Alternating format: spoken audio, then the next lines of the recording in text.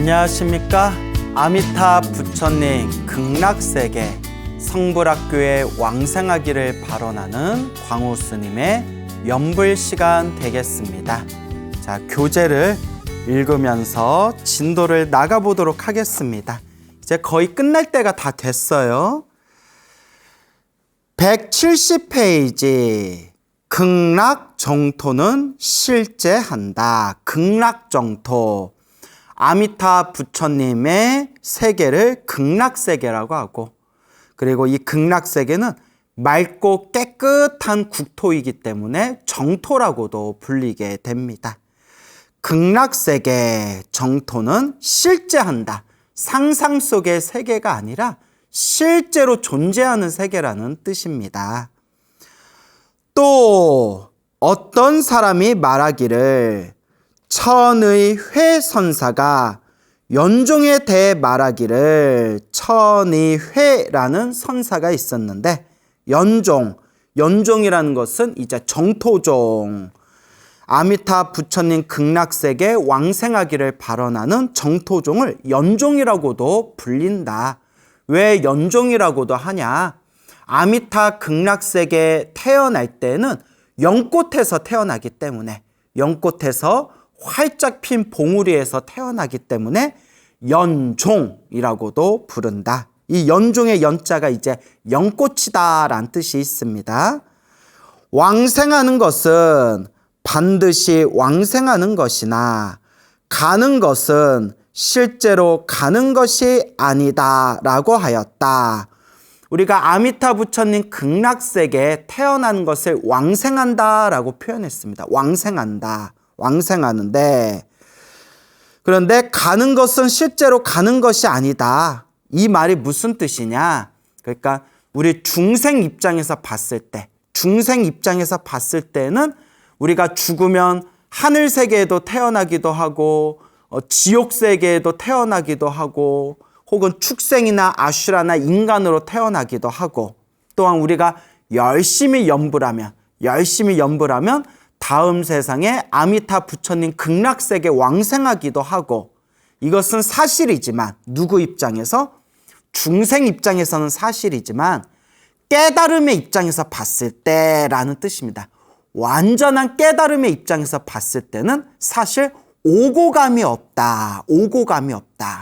그래서 불교에서는 이 설법이 중생의 입장에서 중생 눈높이에 맞춰서 설법한 것인가, 아니면 깨달은 자 입장에서 설법한 것인가, 이걸 이제 구분을 잘해야 된다라고 이야기를 합니다. 그래서 저희가 불교 교리를 공부할 때 진제라는 말이 있고 속제라는 말이 있습니다. 진제, 속제. 그래서 이것을 이제라고 부르거든요. 진제, 속제. 진제는 진리의 입장에서 설명한 거고요. 진리의 입장에서, 철저히 진리의 입장에서 설법한 것이고, 속제는 중생들 눈높이에 맞춰서, 세속적인 입장에서 중생들 눈높이에 맞춰서 설법한 겁니다. 그래서 우리가 부처님의 설법을 공부하고 연구할 때는 진제의 입장에서 설법한 것인가, 속제의 입장에서 설법하신가. 그러니까 반야심경은 진제, 진리의 입장에서 설법한 겁니다. 그래서 반야심경에서 뭐라고 하죠?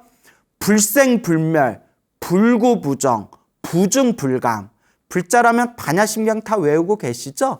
불생불멸, 불구부정, 부중불감.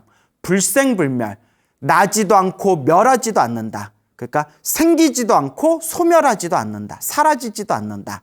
불구부정, 더럽지도 않고 깨끗하지도 않다. 부중불감, 늘어나지도 않고 줄어들지도 않다. 진리의 입장에서 보면, 완전한 깨달음의 눈으로 보면 불생불멸, 나지도 않고 멸하지도 않고, 불구부정, 더럽지도 않고 깨끗하지도 않고, 부중불감, 늘지도 않고 줄지도 않는다라고 이야기를 합니다.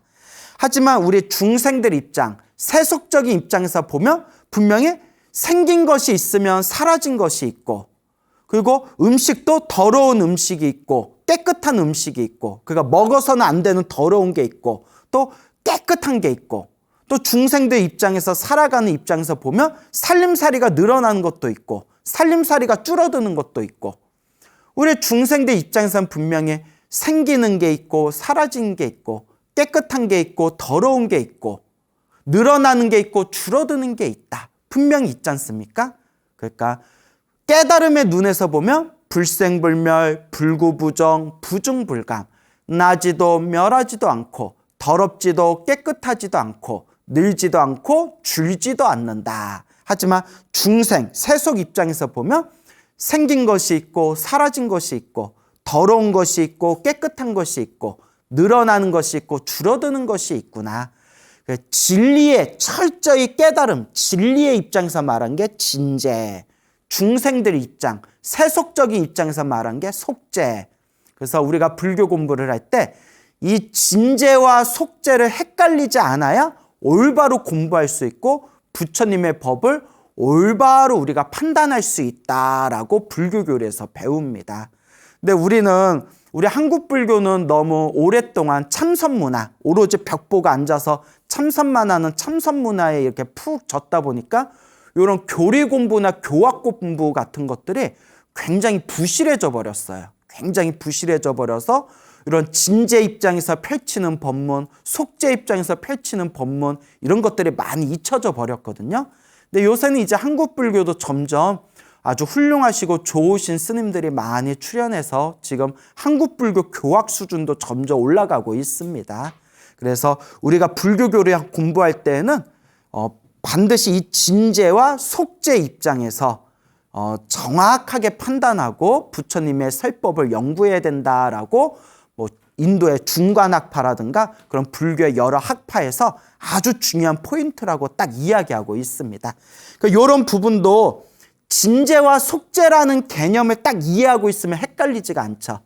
우리가 연불해가지고 우리가 열심히 연불해서 극락세계에 태어나는 것은 속재 입장, 중생 입장에서 하는 말이고 완전히 깨달음을 얻은 자 입장에서 보면 본래 오고감이 없고 생기고 사라짐이 없고 뭐 죽었다 태어남이 없는 것이죠. 그래서 진리의 입장에서 말했는가, 세속의 입장에서 말했는가, 진재, 속재 이 부분을 명확하게 이해해야 됩니다. 이해가 안 되면 그냥 넘어가셔도 돼요. 그냥 연불만 열심히 하셔도 됩니다. 하여튼 그런 것이 있다. 이렇게 머릿속에 정리하시면 되고요. 자, 그럼 다시 한번 읽어볼까요? 왕생하는 것은 반드시 왕생하는 것이나 가는 것은 실제로 가는 것은 아니다.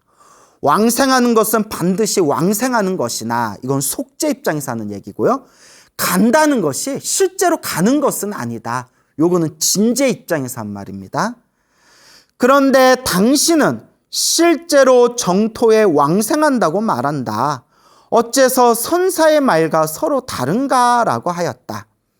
그러나 나의 말은 여기서 나의 말, 나는 이제 이 책을 저술하신 원영 굉호 이제 스님의 뜻하는 거겠죠. 나 원영 굉호 스님께서는 나의 말은 회선사 앞에서 얘기한 천의 회선사의 말과 서로 다르지 않다. 선사는 실상연불로 왕생하는 것을 말하였다. 그래서 여기 나오네요. 진재와 속재는 서로 어긋나지 않으며 리와 사는 장애가 없다. 선사의 말을 따라할 뿐 그 뜻을 모르고 하는 말이다. 왕생하는 것은 반드시 왕생하는 것이다는 말은 속재의 사법계의 관점에서 말한 것이며, 그러니까 속재 입장에서 말한 것이며, 속재의 입장에서 말한 것이며, 사법계는 법계는 모든 존재의 세상을 법계라고 해요. 모든 존재의 세상. 밑으로는 지옥에서 위로는 불국토, 부처님에 이르기까지 모든 존재가 살아가는 세상을 법계라고 불러요. 근데 그 법계 중에서 사법계라는 것은 실상 펼쳐진 현실적인 입장에서 바라봤을 때, 현실적인 이 존재들이 살아가는 세계에서 바라본 관점이었을 때, 이런 뜻입니다. 그러니까 속재의 사법계의 관점이라고 되어 있으니까 속재는 중생들의 입장에서 바라봤을 때, 사법계는 현실적으로 펼쳐지는 일들을 바라봤을 때, 이제 이런 의미로 이해하시면 되겠습니다.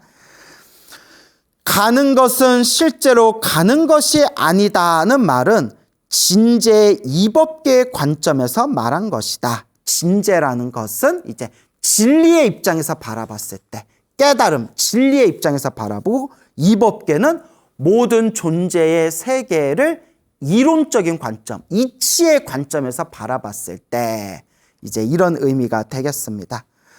근데 이제 제가 강의를 하면서 이제 많이 느끼는 게 저희들은 이제 불교 공부를 오랫동안 해오고 이제 여기 책에 나온 내용들이 다 이제 저희가 불교 공부하면서 밑바탕에 이제 다 공부했던 내용들이기 때문에 우리 스님들이 보면 이렇게 어려운 내용이 없는데, 근데 이게 이런 느낌이 들어요. 이렇게 강의를 하면서 특히 중국 불교 스님들의 강의를 하다 보면 중국 불교 스님들이 남기신 책들이 너무 한문적인 표현들이 많아요. 솔직히 그렇죠. 원래 한문이라는 것 자체가 어려운데 한문투의 이런 용어라든가 수어 같은 게 우리 불교 기초가 약하시거나 한글 세대들은 굉장히 어렵게 느껴지거든요. 예를 들어 지금 제가 설명했지만 속죄의 사법계, 진제의 이법계, 이런 게 우리 스님들이, 공부한 스님들이 이렇게 읽으면 무슨 뜻인지 감은 잡히는데 이걸 일반 신도들에게 쉽게 설명하려는 게 참 이게 어려워요. 이게 한문식 이런 용어 같은 게. 그래서 제가 이렇게 책을 읽다 보면 정말 그 중국 불교의 큰 스님들, 뭐 중국 불교 큰 스님만이 아니라 우리 원효대사 같은 분이라든가 의상대사라든가 이런 걸출한 한국 불교의 옛날 큰 스님들께서 남기신 저수를 보면 정말 금과 옥조와 같이 아주 훌륭한 저술들이 많은데 문제는 일반 불자들에게 권유하기가 힘들어요. 너무 어려워가지고. 가뜩이나 불교가 어렵고 가뜩이나 한문이란 게 어려운데 그 특유의 한문식 표현들 있지 않습니까? 그래서 제가 평소에 우리 젊은 도반 스님들한테 항상 하는 얘기가, 이제 요새 우리 한국의 불자들은 다 한글 세대이기 때문에 책을 쓸 때 최대한 쉽게 써야 된다. 한글 세대 눈높이에 맞춰서 최대한 우리가 쉽게 써야 된다. 지금 불교를 쉽게 전달해도 사람들이 불교를 믿을까 말까 하는데 옛날식 표현들을 써가면서 책을 쓰거나 강의를 하게 되면 이제 신도들이 불교에 큰 이런 어떤 관심을 기울이기가 힘들다, 이런 얘기를 많이 하거든요. 근데 참 어렵습니다, 이런 부분이. 그래서 솔직히 말하면 이거 염불 모든 것을 이루는 힘, 요 교재를 선택한 것도 우리가 염불 정토종, 그 염불 정토법에 대해서 이제 일반 불자님들에게 좀 쉽게 전달하기에 적당한 책이겠다 해가지고 이 책을 선택을 했는데, 우리 불자님들, 강의를 열심히 듣고 있는 불자님들하고 대화를 해보면 스님 그 내용이 좋긴 좋은데 솔직히 우리 입장에서는, 우리 불교 공부를 많이 못한 우리 일반 불자들 입장에서는 중간중간 어려운 내용이 많아요 라고 하시더라고요. 솔직히 중간중간 어려운 내용이 많다. 그런 게 이제 속죄의 사법계의 관점에서 말하면, 진제의 이법계의 관점에서 말하면, 이런 표현들은 우리가 스님들도 요새 이런 표현 안 쓰거든요. 그 옛날 그 몇백 년 전, 막 천여 년 전 그런 어떤 중국 불교 역사를 공부하시고 그런 저수를 연구하시는 분들이나 이제 이런 것들 공부하지, 요새 불자들이 잘 쓰지도 않고 스님들도 잘 안 쓰는 표현인데, 이제 이런 식의 표현이 담겨져 있는 강의라든가 법문 같은 것이 오늘날 한글 세대들한테는 맞지가 않다, 이제 이런 이야기들을 많이 합니다. 그래서 제가 이제 앞으로 제가 항상 마음에 가다듬고 있는 것이, 최대한 신도들한테 강의를 할 때는 최대한 쉽게 강의해야 되겠다라고 생각을 하고 있습니다. 그렇기 때문에 이제 우리 젊은 스님들, 공부하는 스님들이 많이 고민을 해야 될 것 같아요.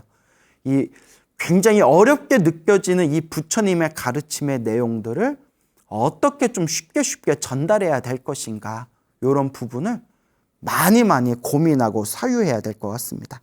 그러니까 일단 여러분, 진제의 이법계, 속죄의 사법계, 이런 내용들 이해 안 되시면 그냥 넘어가셔도 돼요. 또 솔직히 말하면 이런 거 몰라도 우리가 극락세계 왕생하는 데는 아무 문제 없습니다.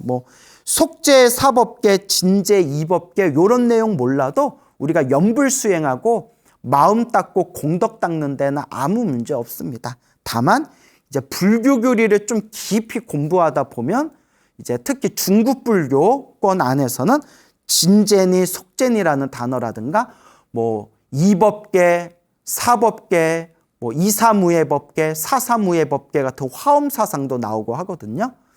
화엄사상 말이 나와서 그런데 우리가 이 중국 불교에서 화엄경을 연구하는 화엄종이 나왔고요.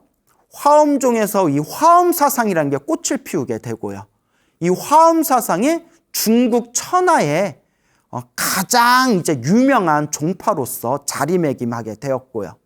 또 이 화엄종의 사상이 우리나라에서는 의상스님이라든가 원효스님, 그 뒤로 고려불교, 조선불교로 해서 지금까지 우리 한국불교에서는 이 화엄사상이 굉장히 밑바닥에 아주 뿌리를 깊게 내리고 있습니다. 그런데 화엄종의 화엄사상이 굉장히 심오하고 이 동아시아 중국불교권에서 어마어마한 엄청난 영향력을 펼친 건 사실이지만 사실상 오늘날에는 화엄종을 연구하신 스님들이 별로 없어요. 거의 없다라고 하면 좀 무리가 있겠지만 화엄종 사상, 화엄 사상을 연구하시는 분들이 요새는 그닥 많지가 않을 뿐더러 실제로 공부하신 스님들 중에서도 화엄경은 읽으셔도 화엄 사상을 또 연구하시는 분들은 그렇게 많지 않습니다. 의외로. 그러니까 화엄경은 화엄경대로 경전은 보시되 따로 화엄 사상을 연구하시는 분들은 많지가 않고, 그리고 왜 그런가라는 걸 살펴보면 일단 너무 어려워요. 화엄 사상이. 근데 이 어렵다라는 게 더 깊이 얘기하면 너무 방대하고 너무 복잡해요. 굉장히 복잡합니다. 그래서 끝을 알 수 없을 정도로 가지가 팍 펼쳐지면서 엄청나게 복잡하고 치밀하고 세밀하게 이 화엄의 가르침을 해석하고 있거든요. 그러니까 공부하시는 스님들도 머리가 복잡할 뿐더러 나아가서 화엄 사상은 일반 신도들에게 설명하기가 참 어렵습니다. 너무 복잡다단하기 때문에. 그러니까 신도들도 솔직히 화엄 사상 이렇게 강의 듣다가 신도들도 무슨 얘기를 하냐면, 스님 솔직히 우리가 이런 거 알 필요가 있을까요? 이런 얘기할 정도예요. 화엄 사상이 어려워요. 그래서 이법계, 사법계, 이사무예법계, 사사무예법계로 해가지고 10법계, 10가지의 10법계로 해가지고 막 엄청나게 복잡한 내용들이 펼쳐지거든요. 그래서 저도 스님이고 언젠가는 또 이제 강의할 일이 있을 수도 있고 또 제 지적인 호기심 때문에 화엄 사상에 대한 책들을 좀 읽어봤는데, 야, 어렵다라는 생각도 들지만 솔직히 말하면 제 개인적인 지적 호기심 때문에 화엄 사상을 좀 봤지, 솔직히 얘기하면 이 화엄 사상을 굳이 신도들, 불자들한테 강의할 필요가 있을까라는 생각이 들 정도로 현실하고 좀 괴리감이 있어요. 너무 복잡하다 보니까. 그러니까 약간 화엄 사상을 비판하신 어느 큰 스님은 뭐라고 하셨냐면, 이론을 위한 이론이다라고까지 얘기하세요. 이론을 위한 이론이다. 치밀한 사유 속에서 나온 엄청나게 심오한 가르침이지만 그렇다고 화엄 사상 무시하는 게 아니에요, 여러분. 너무나 심오하기 때문에 이 현실과 좀 괴리감이 있다. 그래서 이론을 위한 이론이다. 예를 들어 여러분, 조금 이제 비유를 들자면 우리가 인생 살아가면서 아인슈타인의 상대성 이론이나 특수 상대성 이론, 혹시 그리고 요새 유행하는 물리학 중에 양자 이론, 이런 거 우리가 굳이 공부 안 하잖아요. 여러분, 우리 일상생활에서 이렇게 하루하루 직장 생활하시고 살림 가정 생활하시고 하루하루 밥 먹고 살아가는 우리 서민 입장에서는 뭐 그냥 개인적인 지적인 호기심에서 뭐 양자 물리학이니 아인슈타인의 상대성 이론이니 이걸 그냥 개인적으로 그냥 책 보면서 공부하는 분은 있을 수 있어도 그걸 우리 현실 속에서 그걸 응용하면서 살아가지는 않잖아요. 그냥 과학자들이 연구하는 과학의 전문 분야이지. 그래서 뭐 양자 이론, 이제 양자 이론이 현대 물리학에서 가장 중요한 포인트고 앞으로 미래에 있어서 가장 중요한 학문인 건 사실이지만 우리 서민들이 살아가는 당장의 현실하고는 관계가 없지 않습니까? 오히려 현실의 서민들의 입장에서는 이제 어떻게 해야 요리 레시피를 더 맛있게 만들까? 어떻게 해야 된장찌개를 더 맛있게 만들까? 어떻게 해야 올해 나의 실적을 더 높일까? 뭐 이런 게 더 우리는 현실적으로 긴급하고 중요하잖아요. 서민들 입장에서는. 그같이 화엄경의 화엄서상도 불교학자 입장에서 혹은 이제 불교학을 연구하는 스님들 입장에서는 아주 심오하고 재밌는 그런 가르침, 사상이기는 하지만 일반 신행생활하는 불자들한테는 굳이 불자들의 현실에 있어서 어떤 삶에 있어서는 굳이 화엄사상까지 알 필요가 있을까라고 할 정도로 굉장히 이론이 심오하고 복잡해요. 그래서 만약에 불교 사상을 정말 심오하고 깊이 이해하고 싶은 분들이라면 지적 호기심 때문에 공부하시는 분들이라면 화엄사상이 재미있을 수도 있지만 굉장히 이제 어려운 부분들이 있어요. 그래서 이런 것들이 이제 많은데 이 얘기가 왜 나왔냐면 이제 이 속죄 사법계, 진죄 이법계 요 얘기하다가 여기까지 왔죠. 그래서 이런 거 몰라도 마음 닦는 수행하고는 아무 관계 없습니다. 요거 몰라도 우리 얼마든지 염불하고 복과 선업과 공덕을 쌓을 수 있잖아요. 그러니까 좀 모르는 내용은 그래 이렇게 넘어가셔도 돼요. 모르는 내용은 넘어간다. 예, 그래서 그렇게 이제 이해하시면 되겠습니다. 그래서 여기서 이제 원영 스님이 하신 말씀이 왕생하는 거, 우리가 열심히 염불해서 왕생하는 것은 속죄 입장에서 한 얘기고 가도 가는 바가 없고 와도 오는 바가 없다. 뭐 불생불멸, 불구부정, 부중불감 이러한 이치는 진죄의 입장에서 한 말이다. 이걸 이제 이야기하려는 겁니다. 이것은 곧 유심정토를 말하는 것으로 유심정토는 오직 이 마음이 정토를 만들었다. 이 마음이 극락세계를 만들었다라는 유심정토를 말하는 것이다. 자력과 타력이 조금도 떨어지지 아니하니 자력과 타력. 자기 자신의 힘으로 닦는 것을 자력이라고 하고요. 내가 열심히 기도하고 염불해서 불보살님의 가피를 받아서 닦는 것을 타력이라고 해요. 그래서 자기 자신의 힘으로 닦는 자력, 불보살님에게 힘을 받는 타력. 하지만 이제 궁극적인 수행의 입장에서 보면 자력과 타력은 사실 구분이 없는 것이다. 동전의 양면과 같이 결국은 한 덩어리다. 자력과 타력이 조금도 떨어지지 않으니 가고 오는 모습을 어찌 얻을 수 있겠는가.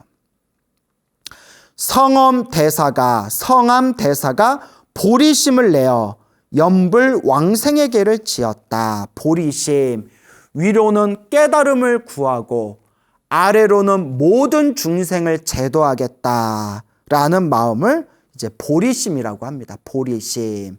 한마디로 성불하겠다라는 거룩한 마음, 그게 보리심입니다. 그래서 이 성암이라는 큰 스님께서 염불 왕생에 대한 개송을 지으셨는데 몸은 영꽃 가운데에서 부처님 앞에 나타나고 몸은 영꽃 가운데에서 부처님 앞에 나타난다. 우리가 염불을 열심히 많이 하면 극락세계 성불학교에 태어난다고 했죠. 그래서 극락세계의 성불학교에 태어날 때 어디에 태어나느냐? 영꽃에서 태어난다는 거예요. 영꽃에서 태어난다. 몸은 영꽃 가운데서 태어나서 누구 앞에 나타난다? 부처님 앞에 나타난다. 아미타 부처님 앞에 짠 하고 영꽃에서 태어나게 된다. 부처님의 광명이 금빛 연꽃에 비치네. 부처님의 광명, 내가 태어나는 금빛 연꽃에 환하게 비추고 계시다. 몸은 부처님을 따라 왕생하였으나 내가 분명히 연불해서 분명히 극락세계 금빛 연꽃 위에 아미타 부처님이 계시는 그 광명 사이에서 짠 하고 분명히 태어났으나 왕생하였으나, 나가 중요하죠. 하였으나 속죄 입장에서, 중생들 속죄 입장에선 분명히 태어났지만 깨달음의 입장에서 봤을 때, 완전한 깨달음의 눈으로 봤을 때 가고 옴, 간다 온다, 간다 온다, 태어났다 죽었다, 뭐 왕생했다, 이런 가고 옴이 없는 일이 완영하네. 본래 가고 옴이 없다. 본래 간다는 것도 없고 옴다는 것도 없고 불생불멸이요 불구부정이요 부증불감이다. 그래서 이거는 진제 입장에서 한 얘기죠. 진제 입장. 자, 그래서 진제와 속죄 입장에서 우리가 불교의 설법을 바라봐야 된다. 아시겠죠? 그러므로 정토 왕생에 대하여 의심할 필요가 없다. 만약 조금이라도 의심이 있다면 그것은 믿음이 깊지 않고 발언이 간절하지 못한 것이다. 그러니까 아미타 부처님의 가르침, 정토 왕생에 대해서 의심할 필요가 없다. 의심할 필요 없이 믿고 의지하고 염불하고 아미타 부처님 극락세계 왕생하기를 발언하면 된다. 또한 유심정토라는 말은 결코 서방 극락세계가 없다는 것이 아니다. 우리가 참선하는 스님들, 특히 이 선사들이 모든 것은 다 마음이 만든 것이고 요 정토 극락세계도 오직 마음이 만들었다라는 법문을 하시지 않습니까? 그 얘기도 깨달음의 입장에서 말하면 맞는 말이에요. 그런데 여기서 이제 우리가 오해해서는 안 되는 게, 어차피 오직 마음이 정토를 만드는 거구나. 그러니까 마음밖에 따로 태어날 극락세계가 없구나라고 또 그렇게 오해해서는 안 된다. 깨달음의 입장에서 봤을 때는 모든 국토가 다 오직 마음이 만든 거지만 중생 입장에서 봤을 때는 분명 우리는 윤회를 하잖아요. 죽으면 지옥에 떨어질 수도 있고 하늘세계 태어날 수도 있고 인간으로 또 태어날 수도 있고, 그러니까 이와 같이 이 마음밖에 아무런 세상이 없다, 오직 이 마음뿐이다라는 그 말만 듣고 윤회라든가 극락세계라든가 이런 것들을 부정해서는 안 된다. 중생 입장에서는 분명히 윤회라는 것이 있고 중생 입장에서는 염불을 열심히 하면 반드시 극락세계 왕생하게 되는 것이다. 이것을 딱 꼬집어서 지금 말씀하시는 내용입니다. 유심정토라는 말은 결코 서방 극락세계가 없다는 것이 아니다. 청정하고 장엄한 불국토는, 청정, 맑고 깨끗하고 장엄한, 이제 멋지게 장식된 것을 장엄하다라고 표현하거든요. 장엄한 불국토는 곧 참된 마음의 체가 시방의 무량한 세계의 두루함을 가리키며 서방 극락세계도 또한 자신 밖을 벗어난 것이 아니다. 이 청정하고 장엄한 불국토는 우리 마음의 체, 참된 마음의 체, 우리 가짜 마음이 아니라 진짜 마음, 요 진짜 마음을 불성이라고 하죠. 불성. 이 불성에서 펼쳐진 세상이고, 이 서방 극락세계도 자심, 자기 마음, 자기 진짜 마음, 이 마음 밖을 벗어난 것이 아니다. 그러니까 일체 유심조, 모든 것은 마음이 만들었다. 이게 맞기는 맞는 말이다. 그러므로 유심정토라고 한 것이다. 그러니까 오직 이 마음이 모든 국토를 만들었다. 극락세계 정토도 오직 이 마음 안에 있다. 유심정토.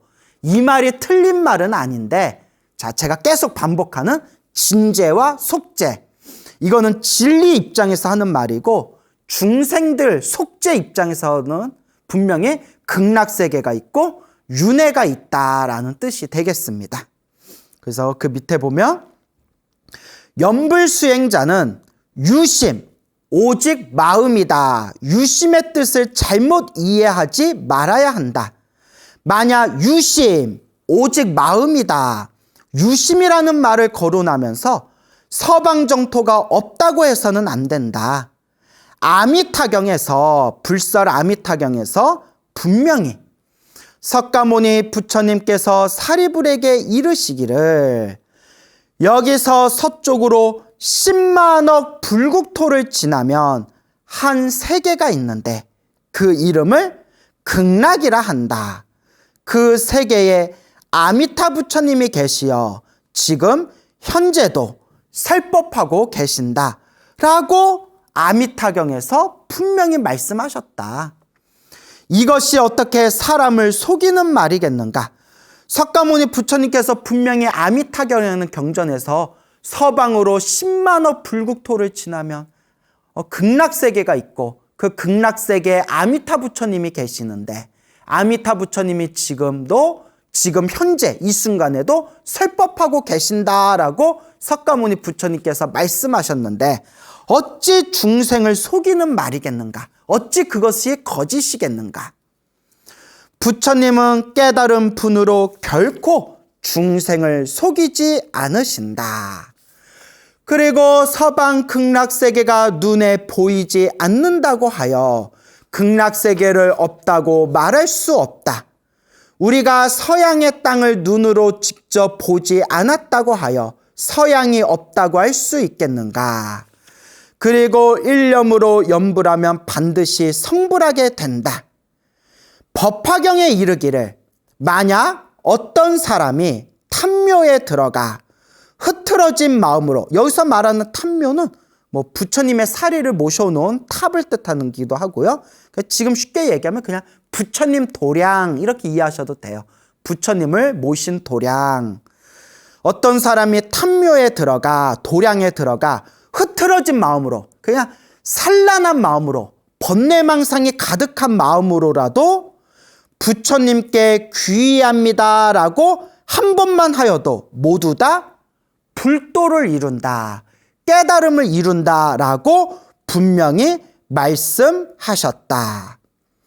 마음이 산란한 사람이 부처님을 한 번만 불러도 성불한다는데 성불할 수 있는 인연을 심게 된다는 거예요. 흐트러진 번뇌망상이 가득한 마음이라 하더라도 그냥 염불한 그 순간 우리 중생들은 반드시 미래 세상에 성불할 수 있는 인연을 심게 된다. 목숨을 마칠 때까지 일념으로 끊이지 않고 염불하는 이가 산란한 마음으로 번뇌망상으로 염불해도 성불의 씨앗이 심어졌는데 평생 동안 한 마음으로 한 생각으로 일념으로 염불한다면 그런 사람이 어떻게 염불을 못하겠는가? 성불을 못하겠는가? 그렇게 염불하는 사람이 어찌 성불하지 못하겠는가? 이런 말씀이 되겠습니다. 부처님을 뵙는다는 뜻. 능엄경의 대세지 보살 원통장에 이르기를, 능엄경이라는 경에 대세지 보살 원통장이라는 그런 이제 내용이 나오는데, 자, 여기에 이런 말씀이 있습니다. 부처님을 생각하며 염불하면 현재와 다가오는 미래에 반드시 부처님을 볼 수 있으며 부처님께 가는 것이 멀지 않다고 하였다. 여기서 부처님께 가는 것이 멀지 않다라는 구절은 염불하면 성불한다라는 뜻을 밝힌 것이다. 우리가 열심히 염불하면 반드시 성불할 수 있는 인연 존자를 심게 된다라는 뜻이다. 그리고 현재에서 부처님을 본다는 것이 무엇인가? 어떤 사람이든 온 마음으로 간절히 염불하면 항상 꿈속에서 부처님을 뵙게 된다. 나는 일찍이, 이 책을 저술하신 원영 스님께서는 일찍이 꿈속에서 극락세계와 아미타 부처님을 배웠고 설법도 들었다. 와, 대단하죠? 얼마나 연불을 많이 하셨으면 꿈속에서 극락세계도 가보시고 아미타 부처님도 배웠고 실제로 설법도 들었다. 그때 아미타 부처님께서 나에게 스스로 수행하여 다른 일을 교화하고 연불의 바른 법을 수지하라고 말씀하셨다. 그러니까 이걸 부촉한다라고 표해요. 부촉한다. 아미타 부처님께서 이제 요 원형 굉오 스님에게 꿈에서 부촉하신 거예요. 이 연불 정토의 가르침을 세상에 널리 전하거라. 그래서 나는 36세, 36살부터 성과 연불을 함께 닦았고, 혹자들은 참선과 연불이 다르다고 얘기하고 연불 위에 참선이 있다, 참선보다 수준이 떨어지는 게 연불이다라고 주장하는 사람들이 있지만 그렇지 않다. 여기서 이 원형경호 선사께서도 참선과 연불을 함께 닦았다라고 나왔고, 그리고 중국 불교에서 참선을 해가지고 경성을 하셨다, 확철대오 하셨다라는 큰 스님이신 이 연명연수라든가, 그리고 명나라 4대 고승으로 손꼽히는 운서주갱이라든가 이런 수많은 큰 스님들께서도 참선과 연불이 둘이 아니다라고 분명히 말씀하셨습니다. 참선과 연불이 둘이 아니다. 근데 우리 한국 불교는 언젠가부터 참선은 수준이 높고 연불은 수준이 떨어진다라는 이상한 사고방식에 젖었는데, 제가 여러분 중국 불교사, 중국 불교의 역사와 한국 불교의 역사를 보면서 그 옛날 큰 스님들의 법문들을 천천히 살펴봤더니 참선과 연불은 둘이 아니다라는 그런 법문을 굉장히 많이 발견했습니다. 그래서 우리가 이 성과 연불, 참선과 연불은 결국 똑같이 깨달음의 길로 갈 수 있는 부처님의 훌륭한 수행법이다라는 것을 여러분들이 명심하셔야 됩니다.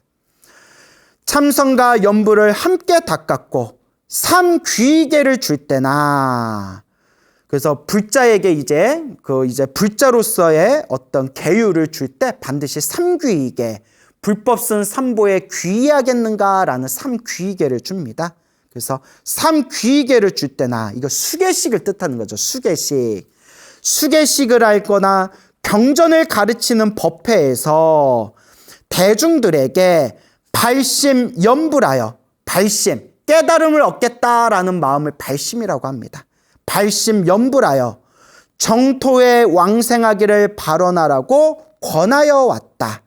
수행 가운데 연불 수행이 가장 온당하다, 가장 적당하다. 이 말법 세계는 이 연불 수행이 가장 훌륭한 수행법이다.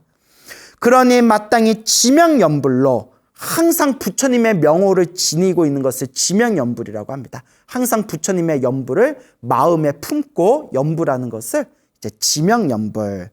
지명연불로 정행을 삼고 바른 수행을 삼고 여러 가지 선업을 닦는 것은 조행으로 삼아야 된다. 조행은 보조적인 수행, 보조수행. 그러니까 연불로 정행, 연불로 바른 수행을 삼고 나머지 선업을 짓고 공덕을 닦으면서 이제 보조수행으로 삼아라. 그러니까 연불하고 연불하면서 틈틈이 선업과 공덕을 지어라. 이런 말씀이 되겠죠. 정행과 조행을 함께 행하면, 정행, 연불수행을 하고 조행, 복과 선업과 공덕을 함께 닦아 나간다면 순풍을 만난 폐, 술술 불어오는 순풍, 그런 바람을 만난 폐에 노를 젓는 힘이 더해지는 것이니 이제 시너지 효과가 일어난다는 거죠. 뻥 하고 시너지 효과가 일어나서 극락정토에 왕생할 뿐만 아니라 그 품계도 높을 것이다. 품계. 앞에서 우리가 배웠죠? 극락세계 태어날 때 살아생전에 얼만큼 연불하고 얼만큼 공덕을 닦냐에 따라서 구품으로 태어난다고 하죠. 구품. 1등부터 9등까지 얼만큼 복을 지었냐에 따라서 꼴등으로 태어날 수도 있고 1등으로 태어날 수도 있고, 그러니까 연불을 열심히 하고 공덕을 많이 닦으면 이제 높은 등수로 태어날 수 있다. 근데 제가 반복해서 말씀드렸죠? 1등으로 태어나든 꼴등으로 태어나든 성불학교에 입학한다는 게 중요하다. 그러니까 성불학교에 입학하는 걸 목표로 둬야지 1등이든 꼴등이든 상관없다. 그러니까 무조건 극락세계 성불학교에 입학하는 것으로 우리가 목표를 꼭 삼아야 된다. 또는 연불 삼매에 들어서 부처님을 뵙기도 한다. 연불의 삼매에 들어서 부처님을 뵙기도 한다. 그래서 제가 여러분들께 말씀드리는 게 이제 1등으로 들어가면 좋고 중간 등수로 들어가도 좋고 비록 꼴등이라 하더라도 극락세계 왕생하고 성불학교에 반드시 입학해야 된다라는 것을 꼭 마음에 명심하시고 되새기시기 바랍니다. 그래서 우리가 이제 요 뒷부분까지 이제 다 읽고 나면 사실상 우리 이 연불 모든 것을 이루는 힘, 이 원영 굉호 선사께서 쓰신 내용이 사실상 다 마무리가 됩니다. 마무리가 되고요. 그 뒷부분에 보면 이제 부록이 남아 있어요. 부록이 남아 있는데 연불 영엄기.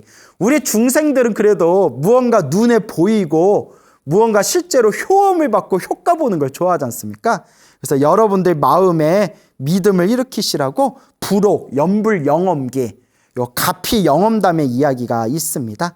그래서 우리가 다음 시간에는 요 본문의 내용을 마저 읽고 마무리를 잘 하고 난 뒤에 그 뒷부분에 있는 부록, 연불 영엄기 아주 내용이 재밌어요. 요 내용을 이제 끝까지 한번 살펴보면서 그렇게 이제 마지막 유종의 미를 거두도록 하겠습니다. 이제 앞으로 한 몇 시간만 더 하면 이제 다 마치게 될 것 같아요. 그때까지 여러분들 항상 매일매일 연불하시고 극락세계 왕생하기를 발언하시면서 여러분들 마음속에서 항상 불성의 광명을 잘 닦는, 잘 마음수행 잘하는 그런 불자의 길을 걸으시기 바랍니다. 오늘 여기서 마치겠습니다. 여러분 성불하십시오.